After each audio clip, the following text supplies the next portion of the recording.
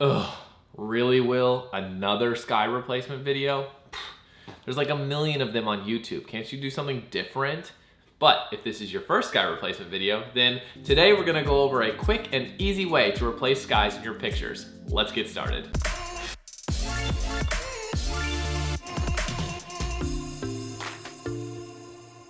Will Simpson here, and welcome to Exploring Photography. Today I'm going to show you a quick and easy way to do a sky replacement.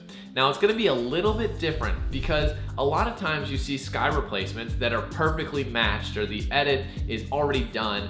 In this video, I'm going to show you how to do it from a raw image. So this is going to be a two-part thing. The first part, I'm going to show you how to do the sky replacement, and the second part, I'm going to show you how to blend your sky replacement. That's super important, that I think is a missed step. A lot of times you'll see sky replacement videos, but they're already blended and already looking good. So in this one, I'm going to show you how I've done it and how I found it works really good, and then the blending technique, because there's a little more that goes into it. So let's jump into Lightroom real quick and start with our raw image. So here's our raw image. It's a picture I took in Lake Tahoe about a year ago. The image, I love the image. It's beautiful. It's got this nice mountain range, got the Great Lake, got these awesome trees as the foreground, but the sky is just bleh. Like, what do you do when you go to this great location and the sky is just boring? Well, that's where sky replacement comes in handy.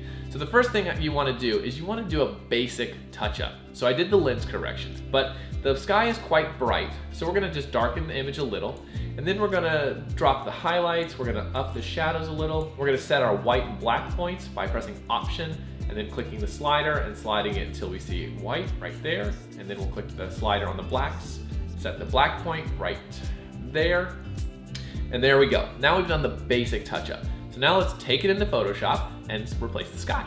Right-click on the image, select Edit In, and then edit in Adobe Photoshop 2020. Sometimes takes a few minutes. Once you're in Photoshop, I like to do the basic touch-ups real quick. For example, I don't like this house here, so I'm just gonna go ahead and press J on the keyboard to do the spot healing brush, spot healing tool, which is right here.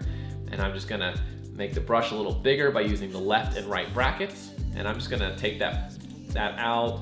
And I'm just gonna clean it up, take a little bit of these things out, make it kind of blend into the image. Okay, good. That's all. That's all we're gonna do. There's a little, that's on my screen. Never mind, that was on my screen. All right, so the next thing you wanna do is make a copy of the background.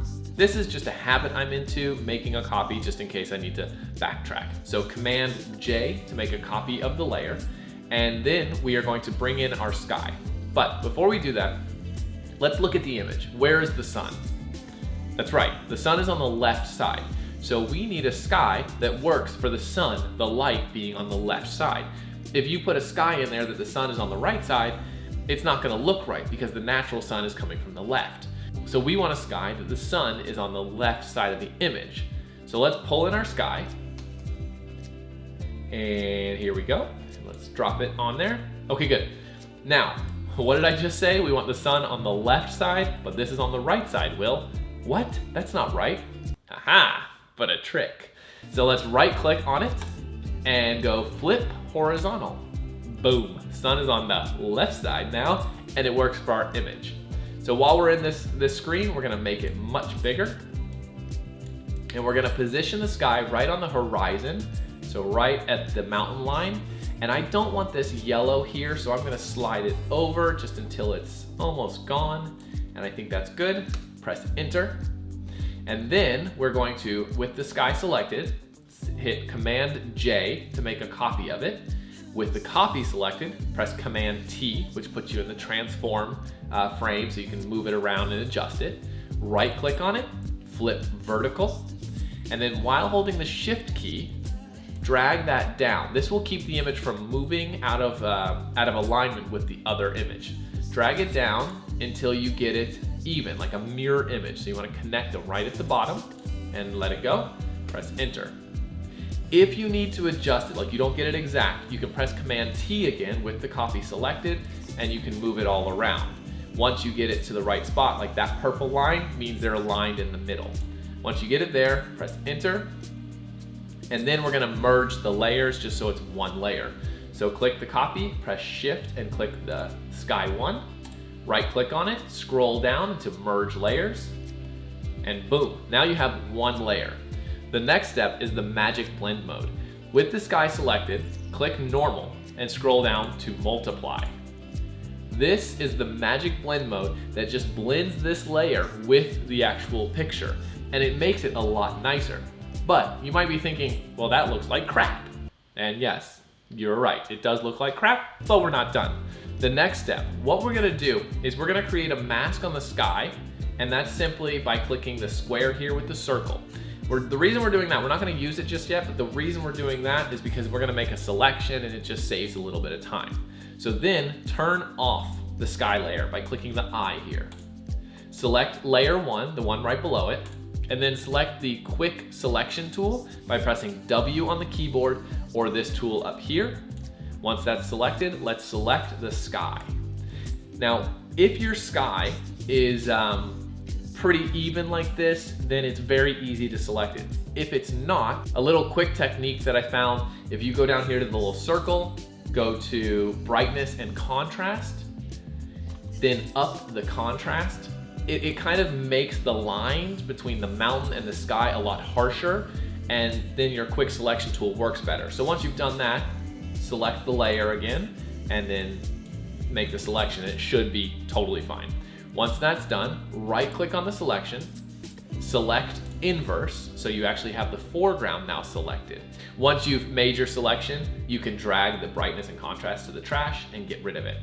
Once you have this all selected, turn on your sky again, select the sky layer, not the mask, the sky layer, and we're gonna go up to filter, blur, and Gaussian blur.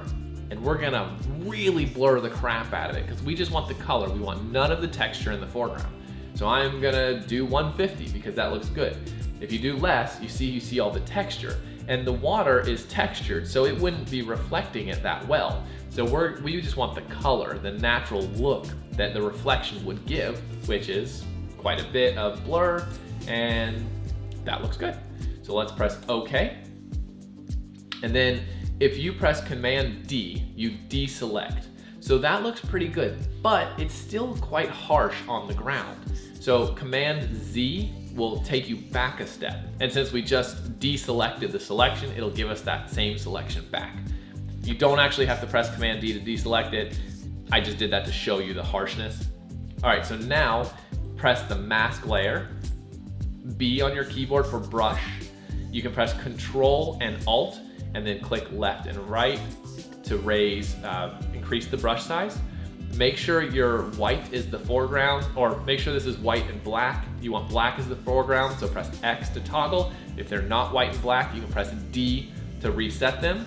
And then we're gonna make sure the opacity is about 20%, and your brush is very soft. So if it's really hard, the line will be super rigid. We don't want that. We want a soft feather, a soft transition. So we want like a 20% hardness, very low hardness.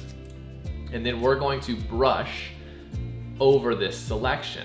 Now do this in one click, because if you do multiple clicks, then you'll be applying 20%, 20%, 20%. So one click, and you're gonna start from here, and you're gonna go all the way across the ground.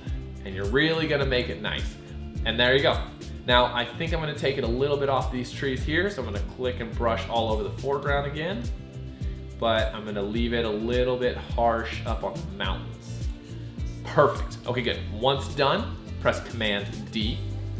Now if you look at the mountains, they look pretty harsh. So what I'm gonna do is I'm gonna make the brush smaller. You can use the brackets to increase or decrease the brush size. Left bracket smaller, right bracket larger. And then I'm going to press X on the keyboard because I want white on the foreground here, because I want to show the sky. And then I'm going to paint right here on the mountain range. And that's going to just kind of blend it a little bit more and take away a lot of that harsh edge. And that looks so much better. This part takes a little bit of practice because it's kind of a feel it out, find what works sort of thing. So just keep practicing it. It took me a long time, honestly, to figure this out. I would always have really rigid lines. I would always have really hard, bad halos, which is the glow around the mountains. And this, I found, is just the best way to do it. And then in the blend video, in part 2, I'll go over kind of how to hide that transition and it just makes it look a lot nicer. Once you have that masking done and it's looking pretty clean, I find that the skies that I use generally have a lot higher saturation, a lot more color than the raw photos because I haven't edited them yet. So what I do is click on the actual sky and then go to Image and Adjustments. What this is gonna do is it's gonna allow you to adjust just that layer. So I'm gonna go into Saturation and I'm gonna lower the saturation until it looks natural, looks like it would if it was in this scene. So right there, minus, I like round numbers. So minus 30 looks about right. It's kind of dull. It's kind of what a raw image would look like. And we will bring that back in the touch-up phase.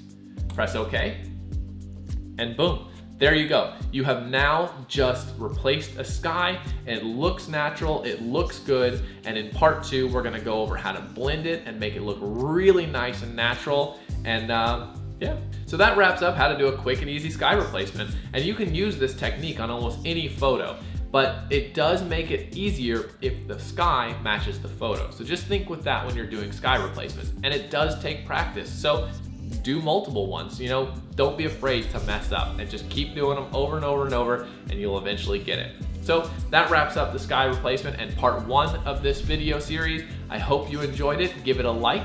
And if you have any questions, feel free to comment below. And don't forget to subscribe, and I'll see you guys in part 2, how to blend it.